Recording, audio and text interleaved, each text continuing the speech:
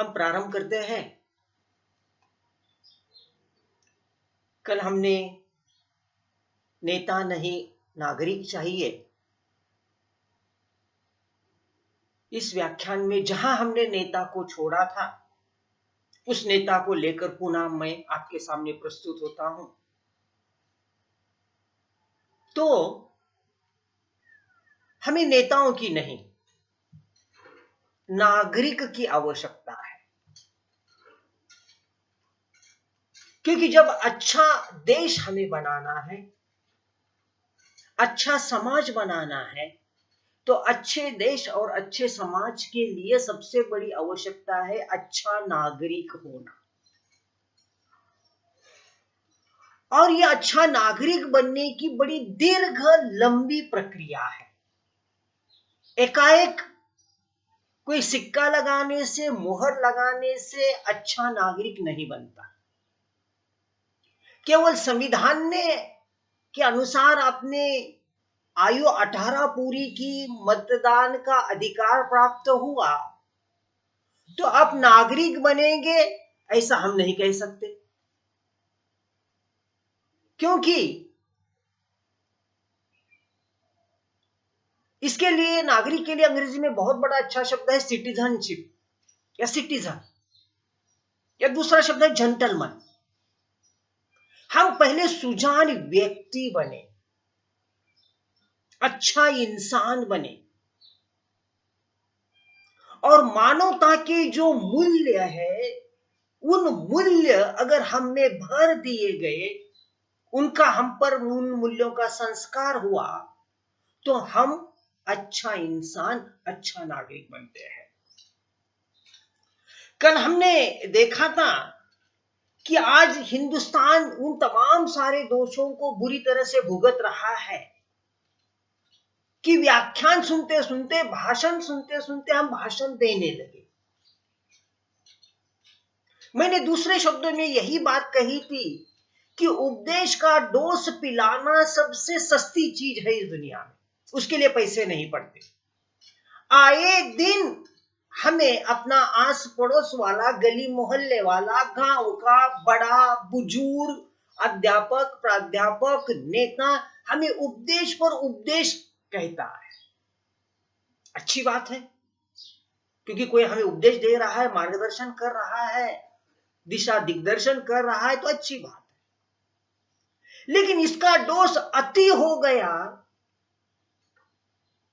तो उसका नुकसान होता है। क्योंकि वह आदमी हमें उपदेश सिखाए, मार्गदर्शन करे कि जिसका चरित्र मूल्यवान हो। और ऐसे नेताओं की आजकल बड़ी कमी है। क्योंकि आजादी के आंदोलन में भाषण देना ठीक था, लेकिन आजादी के बाद, आजादी के पहले हम सारा दोष उन अंग्रेजों की हुकूमत पर डाल सकते थे।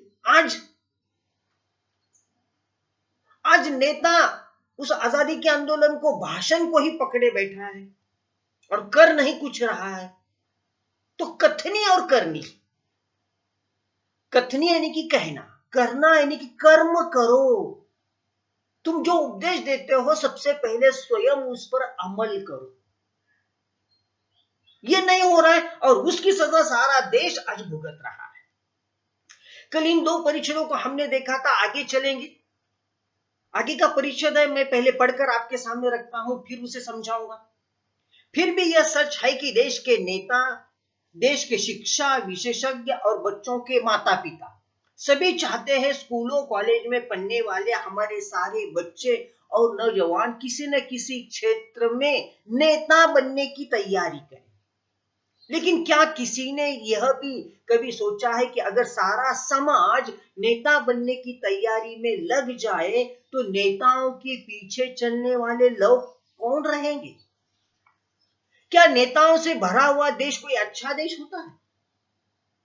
कल्पना कीजिए कि देश का एक एक आदमी जवाहरलाल हो गया, यानी कि नेता हो गया, तो फिर यहां का एक एक आदमी सोचेगा, योजना बनाएगा, बहस करेगा, भाषण देगा, लेकिन तब इन 35 करोड़ जवाहरलाल को भोजन कौन देगा? उनके लिए कपड़े कौन बुनेगा? और मुश्किल तो यह है कि उनकी मोटार कौन चलाएगा, क्योंकि जवाहरलाल बनने में और सब ठीक है, कठिनाई सिर्फ इतनी है कि जवाहरलाल कुदाल नहीं चला सकते, हथौड़ा नहीं उठा सकता, ज्यादातर वह अपनी मोटार भी आप स्वयं नहीं हाँकता। तो देखिए लेखक ने बहुत अच्छा व्यंग्य कसा है।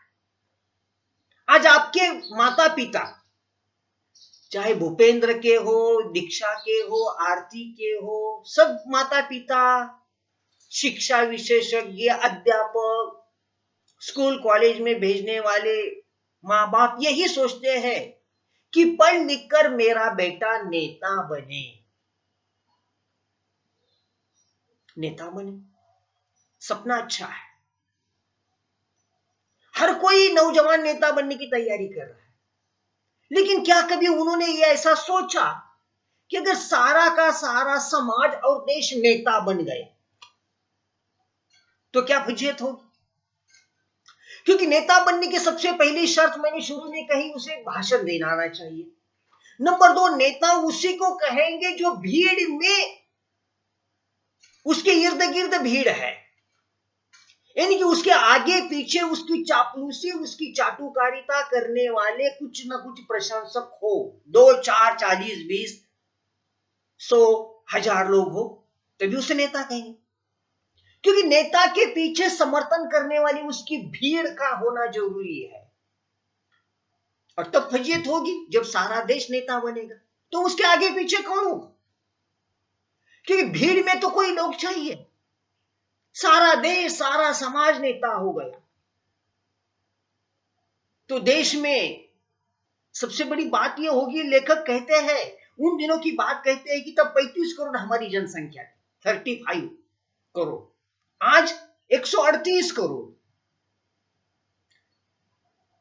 लेखक कहते हैं फिर सारे के सारी जनसंख्या नेता बन गए, तो वो जवाहरलाल को, नेहरू यानी कि प्रतीक है नेता, उस नेता को भोजन कौन देगा, कुदाल कौन चलाएगा, फावड़ा कौन चलाएगा? क्योंकि जो नेता है, जो जवाहरलाल नेहरू है, वो कुदाल चलाना नहीं जानता, कपड़े बुनना नहीं जानता, फावड़ा चलाना नहीं जानता, अपितु नेता कहे जाने वाले लोग खुद मोटर कार भी नहीं चला सकते, खुद यहां ड्राइवर बनकर भी खुद की गाड़ी नहीं चला सकते, यानी कि ये नेता परावलंबी है। फिर लेखक की भाषा में, फिर ऐसे नेता का क्या काम? जो नेता परावलंबी है, वो नेता फिर हमारे समाज के लिए, देश के लिए क्या करेगा? कुछ नहीं करेगा। ये नहीं कि लेखक अलग ढंग से कहना चाहते हैं कि आज तथाकथित जो नेता है वो बड़े आलसी है, कामचोर है, कष्ट नहीं करते, मेहनत नहीं करते, वो सिर्फ हुकूमत चलाते, आदेश देते, ऐसा करो, वैसा करो, ऐसे पढ़ाई करो, वैसा रहो, ये चाल चलन, ये ऐसा, सिर्फ उपदेश और मार्गदर्शन। और ऐसे नेताओं के कारण देश पिछड़ा हुआ, देश की तरक्की नहीं हुई, देश की गरीबी नहीं हटी। क्योंकि जितनी इस देश को अच्छे नेता की आवश्यकता है, उसी प्रकार इस देश को किसान की आवश्यकता है, मजदूर की आवश्यकता है, कामगार की आवश्यकता है। क्योंकि किसान नहीं हुआ तो खेती कौन करेगा? खेती नहीं करेगा तो फसल कहां से आएगी? फसल नहीं आएगी तो भोजन कैसे मिलेगा? जितनी किसान की आवश्यकता है, उतनी ही यहां कामगार और मजदूरों की आवश्यकता है। क्योंकि कामगार और मजदूर नहीं होगा तो कपड़ा कौन बुनेगा? कपड़ा नहीं आएगा तो हम पहनेंगे क्या? यानी कि कष्ट, मेहनत, पसीना बहाने वाले कामगार की, मजदूर की, कपड़ा बुनने वालों की, खेती में कष्ट करने वाले किसानों की, फसल उगाने वालों की इस देश को आवश्यकता है, नेताओं की नहीं। आगे के परिच्छेद को देखिए, लेखक कहते हैं, बड़ों की बात सुनो, उनकी नकल मत करो। यह कहावत किसी भारी अक्लमंद ने कही होगी, लेकिन अब तो बड़ा और छोटा यह भेद सुनते ही लोगों को गुस्सा आ जाता है। जिस जमाने का एक ही नारा हो कि सब लोग समान हैं, उस जमाने में 1 या 10 को बड़ा और बाकी को छोटा बताना तंग नजरी नहीं तो और क्या है। हर आदमी सिर्फ बराबरी के सिद्धांत पर आगे बढ़ने को अधीर है। नतीजा यह है कि जो जहां है वो वही कूद रहा है, वो वही जल रहा है। हर एक को शिकायत है कि उसकी वाजिब जगह उसको नहीं मिली। जिस पद पर उसे होना चाहिए उस पद पर कोई और बैठा है, और जो निश्चित रूप से अपने से छोटा और कमजोर है। अखबारों के सहायक संपादक अपने प्रधान संपादक से जल रहा है, मिल का छोटा मैनेजर बड़े मैनेजर के खिलाफ है, और राजनीतिक दलों के भीतर जो द्वेष या धुआं छूट रहा है उसका भी कारण यही है कि आगे के नेता को पीछे ढकेलकर कोई दूसरा आदमी उसकी जगह ले लेना चाहता है। वाजिब इस शब्द का अर्थ है उचित, योग्य। कठिन शब्दों का अर्थ भी लिख लीजिए, वाजिब, योग्य, उचित। क्या कहावत है? बड़ों की बात सुनो, उनकी नकल मत करो। नकल अनुकरण। बड़े बड़े लोग जो है, विद्वान है, संत है, ऋषि है, मुनि है, आचार्य है, समाज सुधारक है, उनकी बात सुनो, उनका अनुकरण नहीं करना है। क्योंकि हम विवेकानंद की बात सुने, विवेकानंद का अनुकरण, नकल मत करें। विवेकानंद ने जो बात कही उसका आचरण करो, उस पर अमल करो। खुद विवेकानंद मत बनो, क्योंकि केवल विवेकानंद के जैसे कपड़े पहनकर हम विवेकानंद नहीं बन सकते। उसकी वेशभूषा और केशभूषा का ही हम अनुकरण कर रहे हैं। उसके विचार, उसका आचार, उसकी कृति, इसको हमने स्वीकार करना चाहिए। और यहीं पर हमारे देश में बड़ी गलती हुई। हर कोई गांधी, हर कोई विवेकानंद, हर कोई टैगोर बनना चाहता है, लेकिन ऐसा तो हो नहीं सकता। ना हम दूसरा टैगोर को निर्माण कर सकते हैं, ना दूसरे गांधी का निर्माण कर सकते हैं। हाँ, उनके विचारों पर चलने वाले हम उनके अनुयायी, उनके शागिर्द बन सकते हैं। दूसरी बात ये गड़बड़ी हुई कि हमारे देश में एक नारा लगा कि सब लोग समान हैं। सब लोग समान हैं। ये नारा, ये जुमला, ये शब्द बड़ा अच्छा है, सब लोग समान है, लेकिन कहां समान है? कहां अंबानी और कहां हमारे देश का किसान? कहां अडानी और कहां हमारे देश का मजदूर कामगार? कहां टाटा और बिरला और कहां हमारे देश का होटल का बहरा और स्टैंड पर का कूली? इनमें कहां समानता है?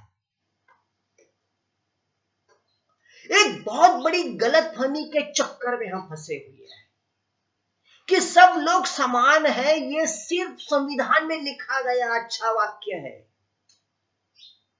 संविधान ने समानता दी सिर्फ वोट देने के लिए,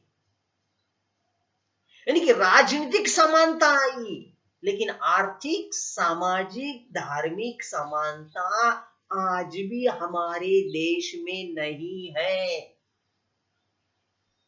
राजनीतिक समानता है, वोट देने की समान, आर्थिक समानता कहां है?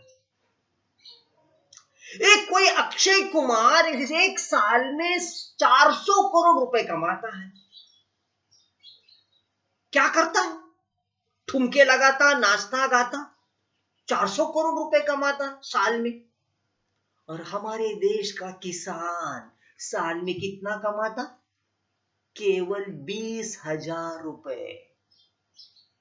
और उसका मजाक उड़ाया जाता, गवर्नमेंट उसे साल में 6,000 रुपए निधि देती, मदद निधि, सम्मान निधि, 6,000, किसानों को 6,000। और अंबानी, अडानी, नीरव मोदी, विजय मल्ल्या, इनको लाखों करोड़ों रुपए देती। कहां समानता है, कहां समानता। तो इस तरह से किसी 10 लोगों को बड़ा समझना और बाकियों को छोटा समझना, ये बड़ा संकुचित विचार है।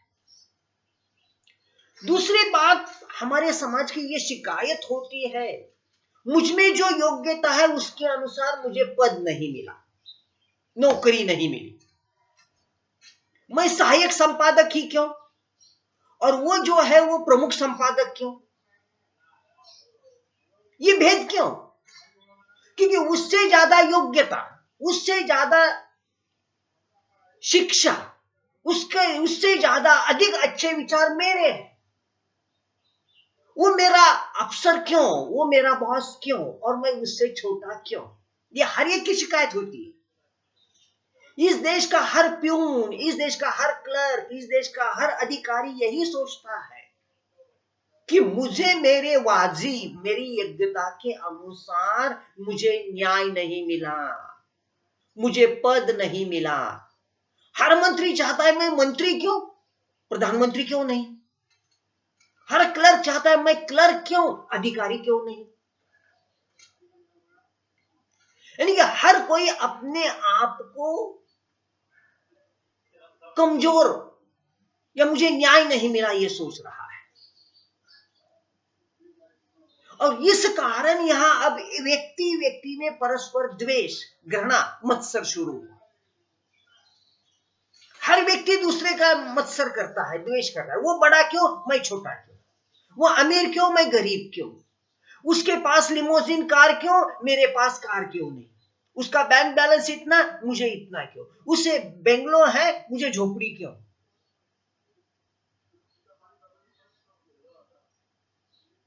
और यहां पर समाज में एक ऐसी दरार पड़ती है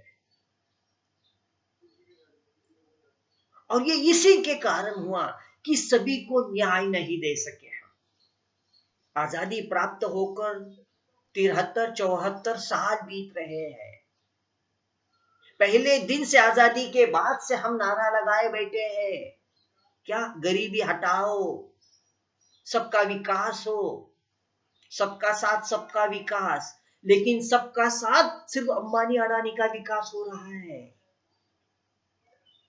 वरना पिछले 45 दिनों से चिलचिलाती सर्दी में, हड्डियों को कांपने वाली ठंड में हमारा किसान क्यों मोर्चे पर बैठा है? वो कुछ भी नहीं मांग रहा, वो सरकार के सामने हाथ फैलाकर भीख नहीं मांग रहा, उल्टा कह रहा है तुम जो दे रहे हो मत दे दो, भीख भी मत दे दो और गिफ्ट भी मत दे दो। किसान कह रहा है हमारी जमीन हमारी है, किसी अंबानी अडानी को नहीं देंगे, इतनी बात कह रहा है। और वो उसकी खेती, उसकी जमीन उसकी तो है, क्योंकि आपका सरकारी कागजात 7/12 का उतारा कह रहा है कि वो जमीन आपकी है। और कानून बनाकर ये क्या कह रहे, वो भले ही जमीन आपकी होगी लेकिन हम उसे अंबानी अडानी को देंगे।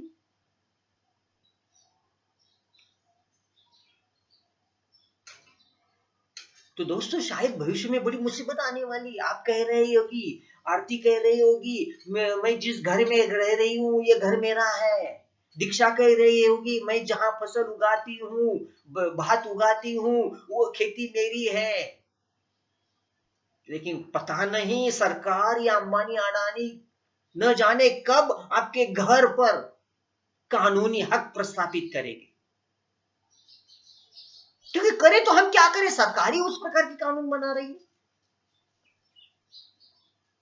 तो यहां आते आते हमें एक बात की सीख लेनी चाहिए कि समाज का कल्याण किसमें है, समाज का हित किसमें है, गरीबों को न्याय कैसे मिलेगा।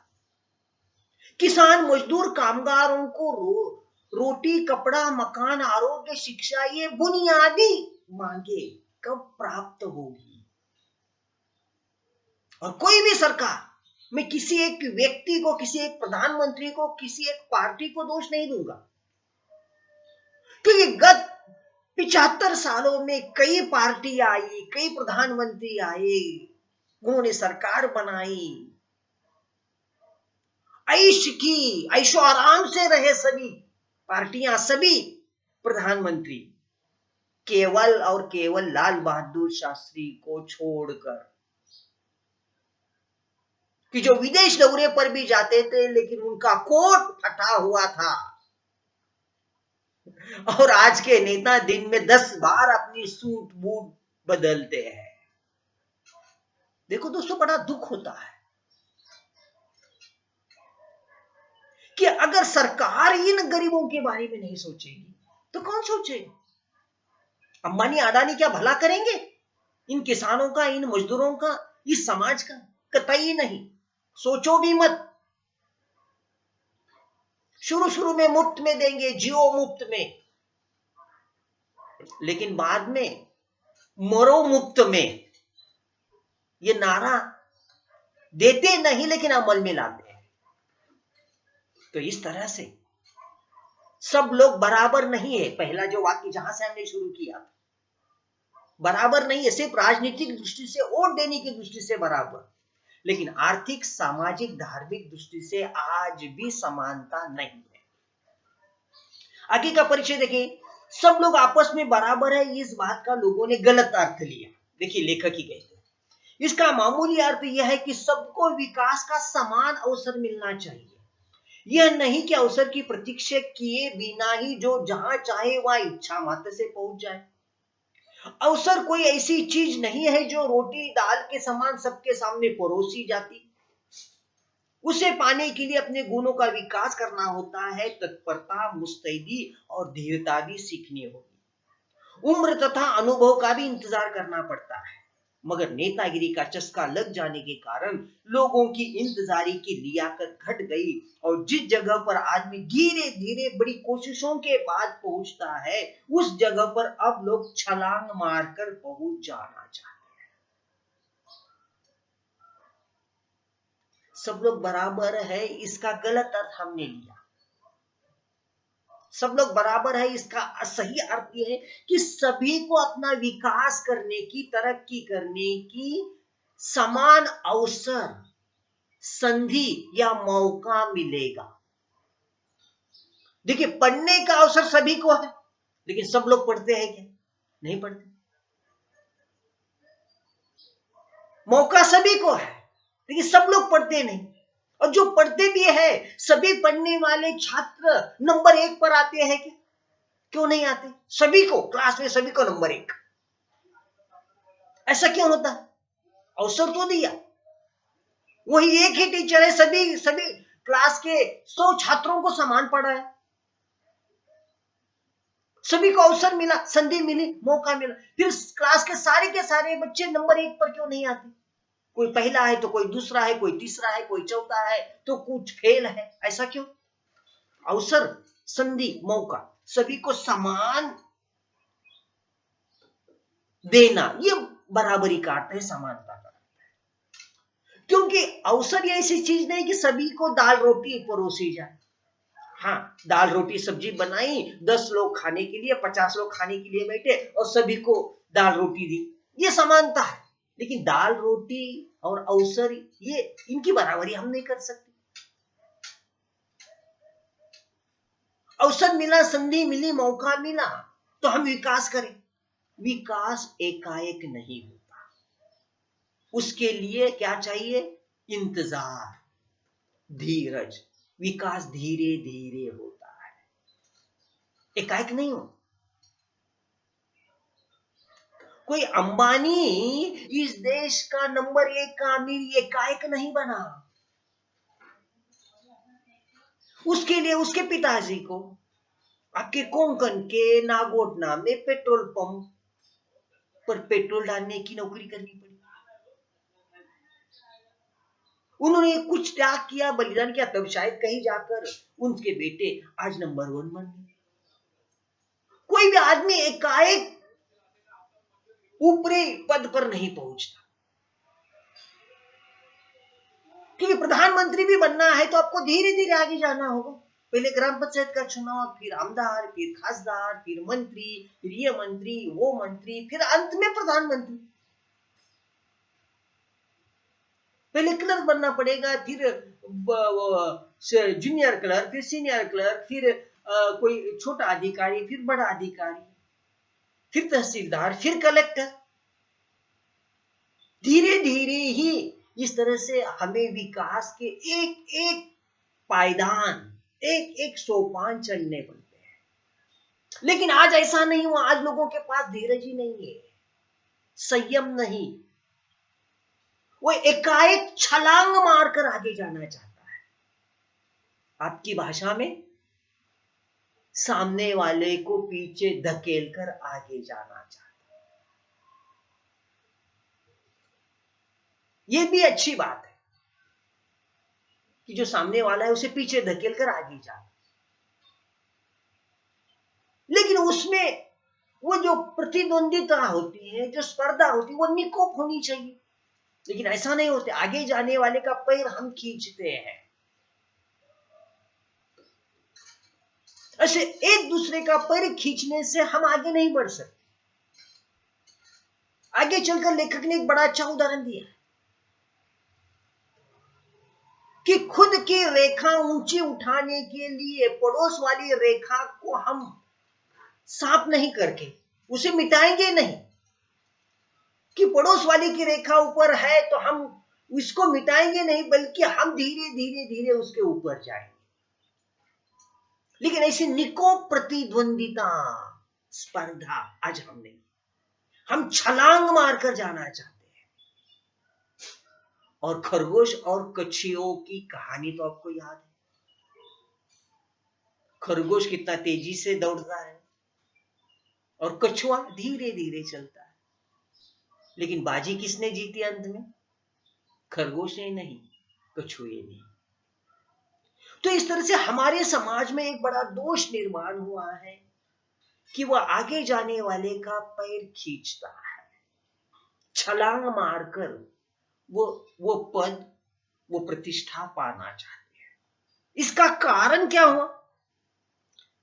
इसका सबसे बड़ा कारण यह है कि हम एकाएक बड़े नेता बनना चाहते हैं। बड़े नेता बनना चाहते हैं। देखिए, नेता क्या होता है? नेता संगठन से आता है। संगठन, आपको जो मित्र मंडल होगा पहले उसमें काम करना पड़ेगा। राजनीतिक पार्टी में आपको पोस्टर चिपकाने पड़ेंगे, कंधे पर बोझ उठाना पड़ेगा। नंबर 3, बड़े जोर की कंठ से इसका जिंदाबाद उसका जिंदाबाद नारे लगाने पड़ेंगे। कार्यकर्ता पहले बनना पड़ेगा, फिर धीरे धीरे धीरे आप कोई अधिकारी बनेंगे,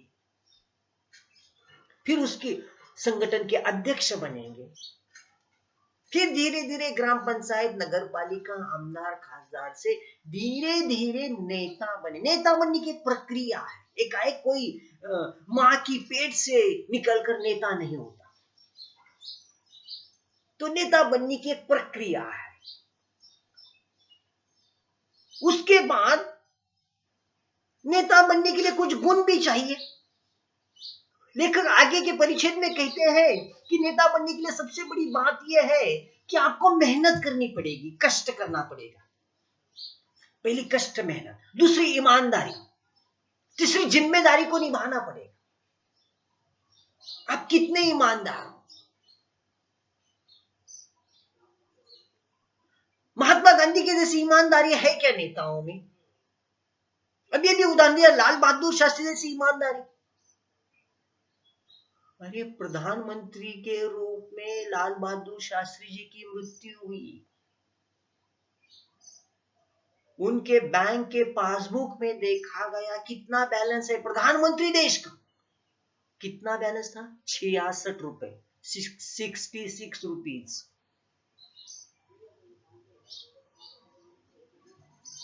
जो रूस की विदेश यात्रा पर जा रहे हैं हमारे हिंदुस्तान का प्रधानमंत्री, और जिसका कोट फटा हुआ है, रात को उनकी पत्नी सुई और धागा लेकर उसे सीती है। ये ईमानदारी होनी चाहिए।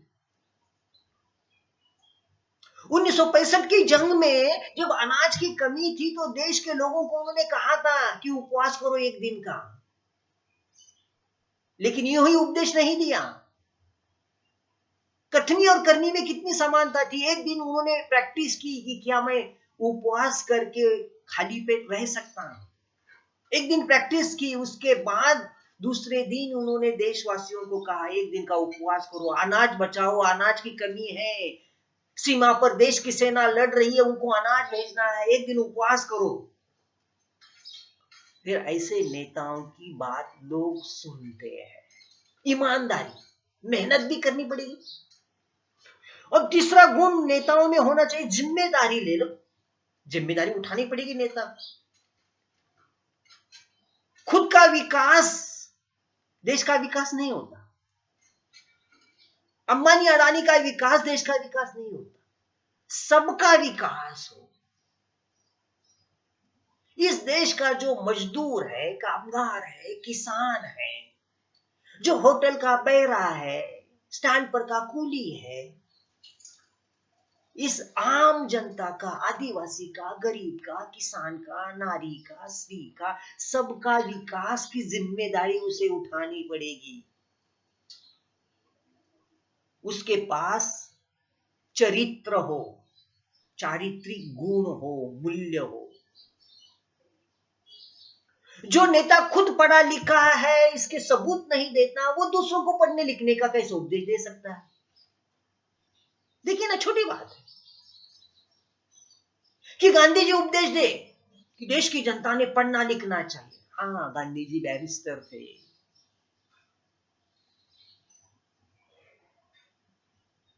खुद पढ़े लिखे थे। तो यहां जिम्मेदारी उठाओ, चरित्र अच्छा हो उसका, इंसानियत, मानवता के मूल्य उसमें भरे हुए हो, वो संवेदनशील हो नेता। देश के किसान कड़कड़ाती ठंड में सीमा पर बैठे हैं और हमारे तमाम सारे देश के नेता अपने घर में चद्दर ओढ़कर, कोट ओढ़कर, स्वेटर पहनकर, मफलर पहनकर उबदार गर्मी ले रहे हैं। कहां है संवेदनशील मन नेता के पास?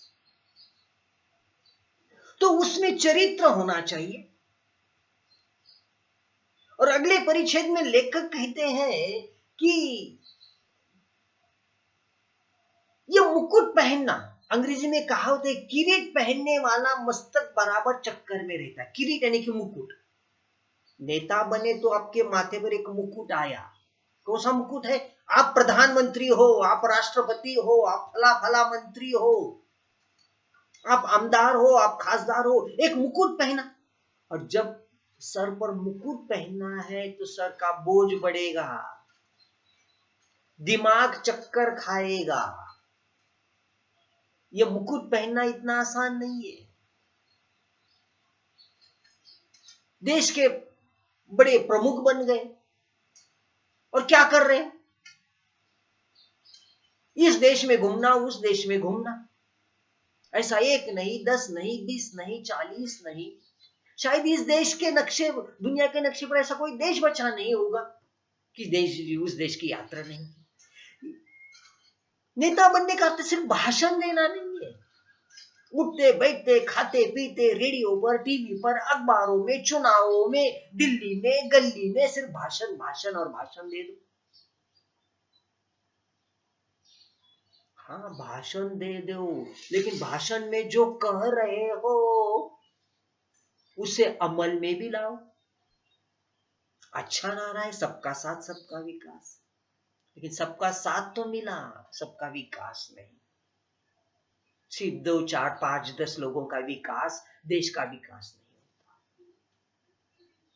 इन्हीं किसानों को आपने कहा था कि इस तरह से आपकी फसल को दुगुना भाव मिलेगा, लेकिन नहीं मिला। 7-8 साल हो गए। फिर वो किसान मोर्चा करेगा, आंदोलन करेगा। तो इस तरह से आपको में क्या चाहिए कि जब वो इतना बड़ा मुकुट पहना है, इतने बड़े देश के नेता बने हो, तो इस तरह से आपको जिम्मेदारी उठानी पड़ेगी। सिर्फ किसी कागज पर हस्ताक्षर करने से आप नेता नहीं होते कि फला फला कानून बनाया, हस्ताक्षर किया, लागू हुआ, फला फला घोषणा की, कागज पर हस्ताक्षर किया, नेता नहीं हुआ। क्योंकि ये लाल फीताशाही तो अंग्रेजों के जमाने से चलती आई, अंग्रेजों ने भी वही किया था। फिर अंग्रेजी शासन में और इस देशी शासन में क्या फर्क? आज देखिए पूरे देश में किसी भी दफ्तर में जाओ, कार्यालय में जाओ, छोटा कार्यालय, बड़ा कार्यालय, ऑफिस हो, दफ्तर हो, सरकारी मंत्रालय का विभाग हो, फाइलों का ढेर पर ढेर पड़ा हुआ है, सिर्फ कागज के पुर्जे। और जब तक मंत्री का उस पर हस्ताक्षर नहीं होता, कोई भी योजना अमल में नहीं आती।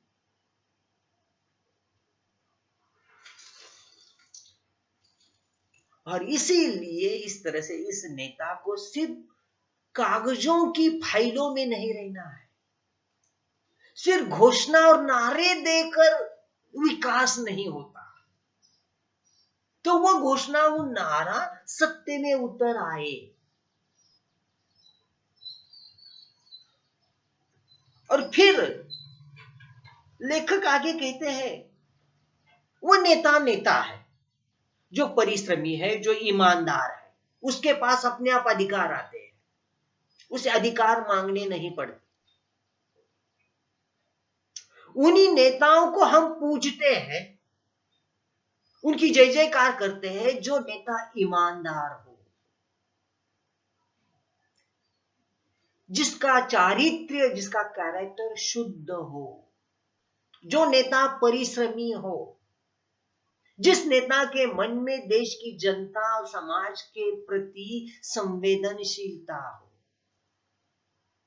जिसमें इस देश के गरीब, किसान, मजदूर, आदिवासी, इनके प्रति सहानुभूति की भावना हो, दया और करुणा की भावना हो, जिस नेता के मन में मानवीय मूल्य कूट कूट कर भरे हो, उस नेता को लोग पूछते, अरे यही देश है, इस देश ने महात्मा गांधी को पूछा,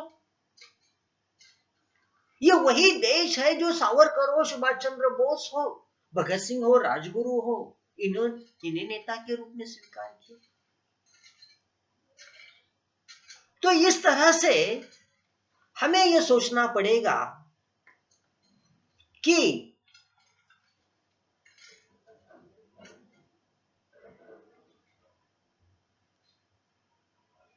हेलो,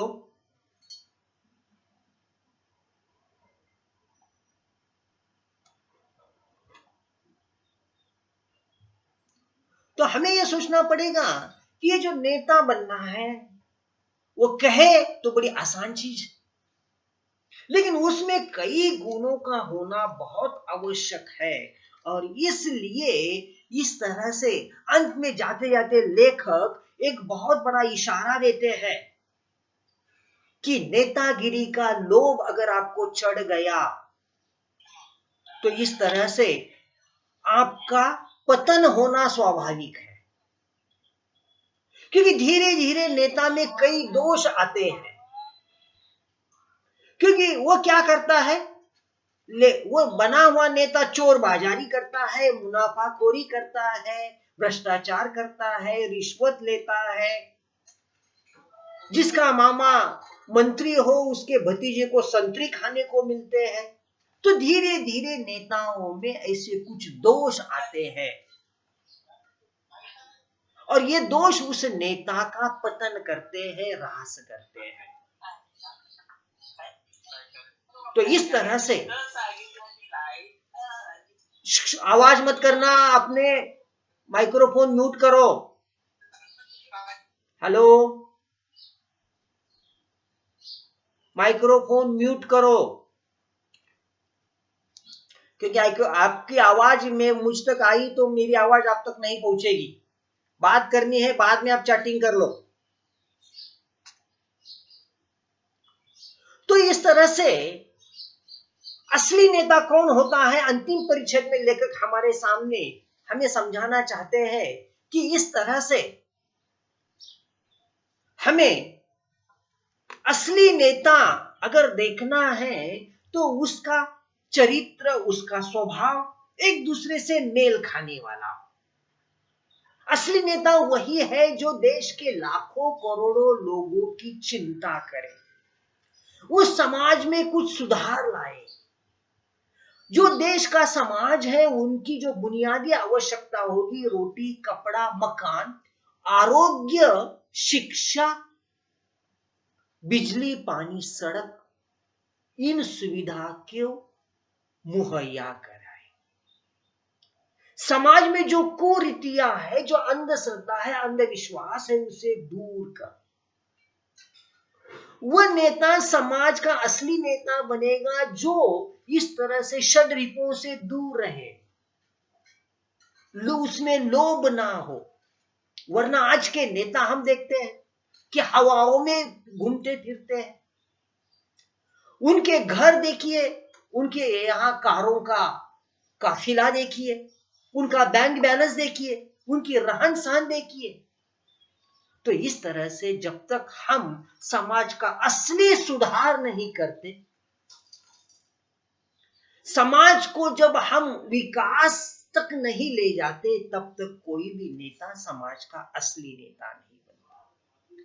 और अंत में लेखक यही बात कहते हैं कि समाज को नागरिक चाहिए, सुजान नागरिक, जेंटलमैन, सज्जन नागरिकों की आवश्यकता है। क्योंकि सज्जन नागरिक बने, सज्जन समाज बने तो अच्छा नेता बनेगा।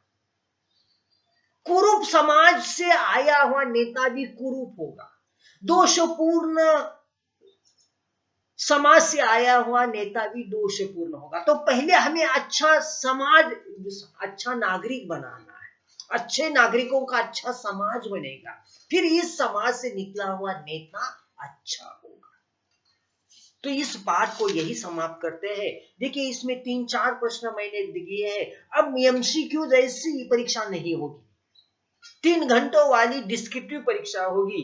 3 प्रश्न मैंने आपको कल ही आपके पास सौंपे थे कि दिनकर जी के मतानुसार नेता के गुण दोषों की चर्चा कीजिए, 2-2.5 पन्ने लिखने होंगे। दूसरा प्रश्न था, समाज को नेता की नहीं अच्छे नागरिक की आवश्यकता है, ऐसा लेखक क्यों कहते हैं, स्पष्ट कीजिए। तीसरा प्रश्न था, अच्छे नागरिक और अच्छे नेता से ही अच्छा समाज और अच्छा देश बनता है, इस विधान को सविस्तर समझाइए। ऐसे दीर्घोत्तरी प्रश्न आपको लिखने होंगे। टिप्पणियां लिखिए, दिनकर लिखित नेता। नंबर 2, दिनकर की नागरिक की संकल्पना। नंबर 3, नेता और नागरिक में विसंगति, ये टिप्पणियों के रूप में पूछा जाएगा। तीसरा प्रश्न, संदर्भासह स्पष्टीकरण लिखिए, पूछना है। मैंने आपको जो पाठ कल भेजा उसमें मैंने टिक मार्क करके वहां आरसी लिखा है, ऐसे वाक्य संदर्भ के लिए पूछे जाएंगे। तो परीक्षा का प्रारूप अब इस वर्ष इस सत्र में अलग होगा। एमसीक्यू जैसे प्रश्न नहीं होंगे, दीर्घोत्तरी प्रश्न है। इसीलिए मैंने इसका एक एक परिच्छेद पहले मैंने आपको पढ़कर सुनाया और बाद में उसका स्पष्टीकरण किया। इसलिए अब अभ्यास करने का तरीका बदल दीजिए, व्याख्यान को गंभीरता से सुनिए, क्योंकि आपको एक वाक्य में उत्तर नहीं लिखना। एक 20 अंकों का प्रश्न है तो उसके कम से कम 3 पन्ने उत्तर लिखने हैं। इसके बावजूद भी अगर आपके मन में कोई शंका हो, प्रश्न हो, तो जरूर पूछिए, वरना मैं आज का पाठ यही खत्म किया ऐसा घोषित करता हूं। है किसको कोई प्रश्न?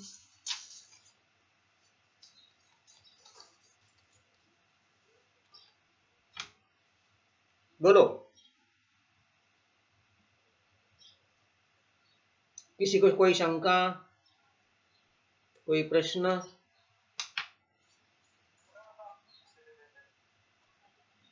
किसी को कोई शंका है? बोलो। हर्षल, कल्पेश, असावरी? नहीं है?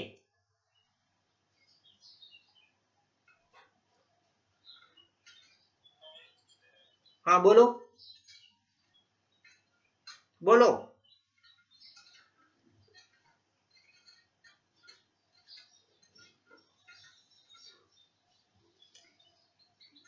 कोई प्रश्न नहीं किसी को? चलिए ठीक है, फिर आज के लिए रुक जाएंगे, कल मिलेंगे फिर सवेरे 8 बजे। ओके। हाँ बोला।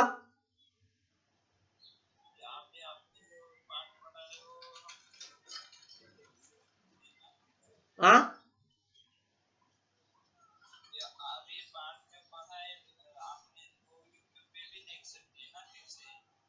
हाँ, देख सकते हैं, देख सकते हैं। हाँ यूट्यूब भेज दूंगा, मैं आपको भेज दूंगा।